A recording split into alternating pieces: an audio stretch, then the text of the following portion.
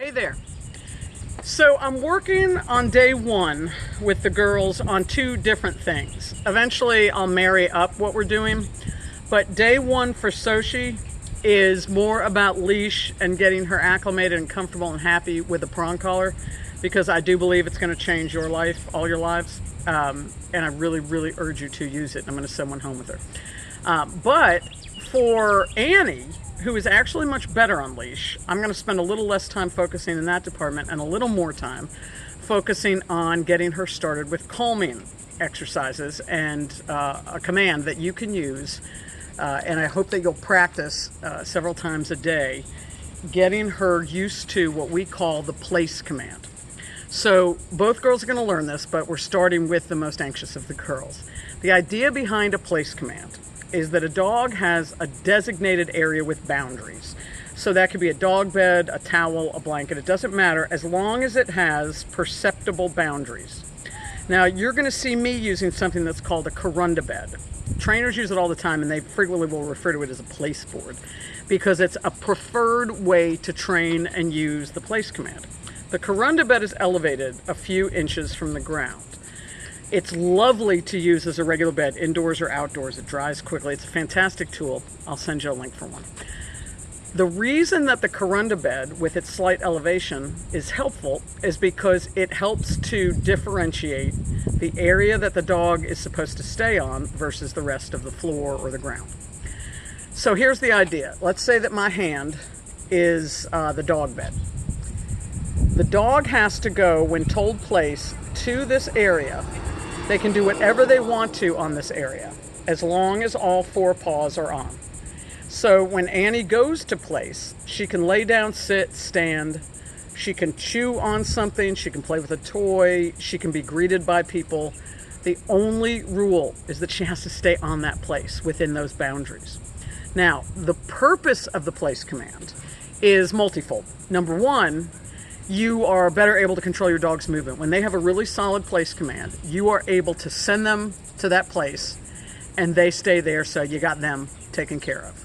Both dogs, ideally. Each one goes to their place, separately. So you get to control your dog's movement a little more, and then here is the most important part for both the girls, but especially Annie. When you're using a place command, it becomes a job for a dog. So it takes concentration and focus and impulse control for a dog to stay in place, especially when they're first learning it.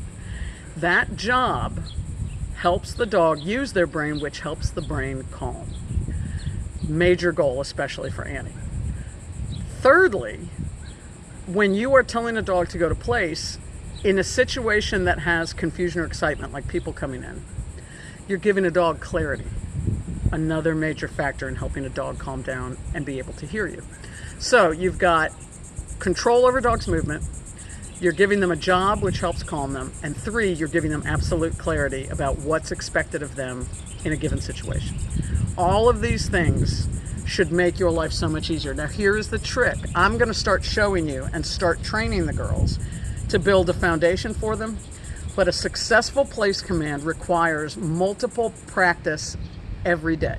Only for about 5 minutes or so. It does not need to be onerous, but it needs to happen. A solid place command will require 2,000 to 3,000 repetitions over time. So you've got to expect that it's going to take some time, and you have got to put the time in with the dogs. So let me show you how we get started. I'm going to tilt the camera, and you see this gray cot.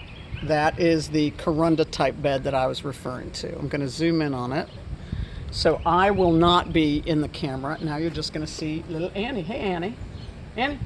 So here's how we start. We always begin training keeping a leash on, and you're about to see why. We walk the dog up to the bed, and just as her paw gets a few inches from stepping up, we say, place. Say it with enthusiasm. Say it only once. After you've said it, you do not say it again for any reason. So let's start with that. Annie, let's go. Place? Yes. So you see how I use the leash to help her find place, and I use the leash when she's about to step off to steer her back on. So she's in place now. I'm going to relax for just a second, and then, and this is very important, I'm going to give her a release word, which is break. When I do that, I'm gonna tug on the leash so that I can show her what break means. Annie, break. Yes, good girl, good girl, good girl.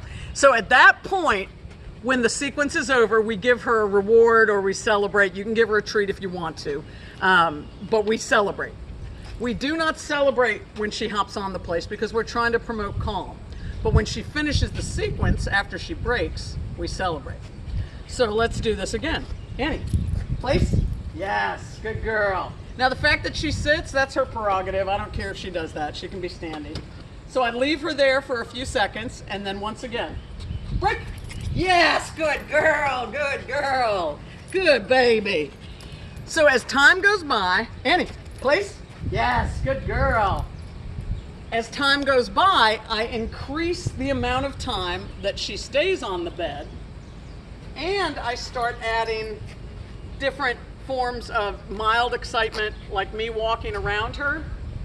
As you can see, if she gets off early, I say nothing and I put her back on.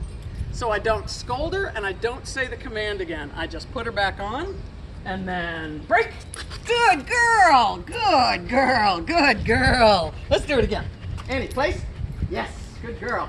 So you hear me when she hops on. I give her a little encouragement with a firm yes or good.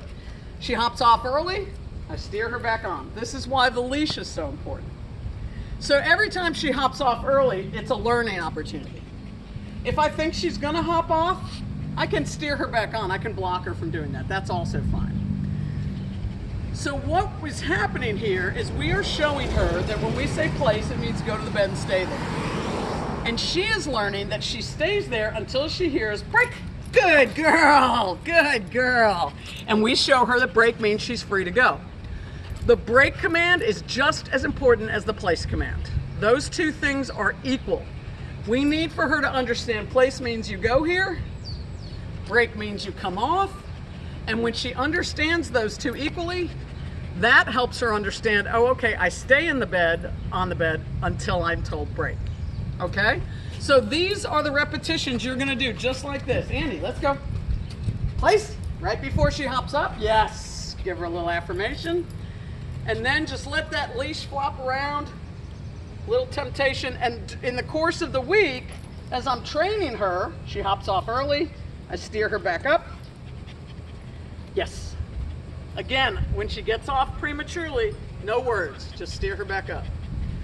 So with every day and every practice that goes by, I will increase the amount of time she spends on the bed, and then eventually we won't need the leash anymore. We'll drop it, and then eventually we'll take it off.